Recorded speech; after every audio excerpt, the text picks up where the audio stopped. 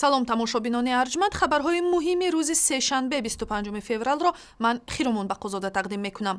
ҳукумати Амрико ва созмонҳои хабарнигорон дар Тоҷикистон ҳукми сардабири нашрияи Азия Плюсро маҳкум карданд. Додгоҳи ноҳияи Фирдавсӣ Олга Тутубалинаро дар баҳси зиёёни тоҷие ки ба гуфтаи онҳо бар сари истифодаи як таъбири таҳқиромез сар задааст, гунаҳгор баровард ва ба пардохти 30,000 сомонӣ муваззаф кард. Сафорати Амрико дар душанбе мегӯяд ин ҳукм ба озодии матбуот дар Тоҷикистон таъсири манфӣ мерасонад. Тутубалина ки зиёёни тарафдори ҳукуматро дар бетарафӣ нисбати мушкилоти ҷомеа гунаҳгор кардааст, ният дорад аз болои ин ҳукм ба додгоҳи зинаи болоӣ шикоят барад. суд хулоса кард ки зарари ба даъвогарон расонда шуда 30,000 сомон мебошад, аммо дар бораи андоза ва дар бораи ин ягон далелҳо дар маводи парвандаи гражданӣ мавҷуд намебошад. мо ҳатман шикояти кассатсионӣ медорем.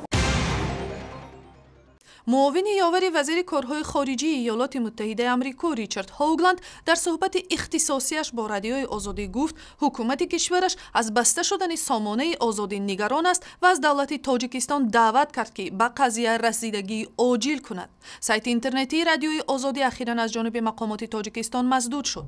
Ҳоугланд дар мусоҳибааш бо мо инчунин ба мавзӯи таъсири қонуни Амрико дар бораи маъни бунёди сарбандҳои баланд ба сохтмони нерӯгоҳи Роғун ва қамбарота муроҷиат кард ва гуфт дар ин мавзӯъ Иёлоти Муттаҳидаи Амрико мувофиқ ба хулосаҳои таҳқиқоти байналмилалӣ амал хоҳанд кард. The United States and Tajikistan and the other international donors are waiting for the World Bank to release the feasibility studies for this project. Those feasibility studies will be released in the middle of the year. And when we have time to see them and study them, then we will make a decision. шакли пурраи ин мусоҳиба дар сайти интернетии радиои Озодӣ дастрас аст. парлумони Тоҷикистон ҳаҷми гаравпулии интихоботиро 2 маротиба кам карда дар ҳаҷми $800 ва фурсати баромади номзадҳои парлумониро дар телевизион дарозтар карда дар ҳудуди 40 дақиқа муайян кард. тарафдорони ин тағйирот бовар доранд ки акнун монеаҳои ҷиддии довталабони зиёди курсии парлумонӣ аз байн мераванд, вале ба бовари мухолифон ҳамона қонуни амалкунанда шаффофияти комили интихоботро таъмин намекунад.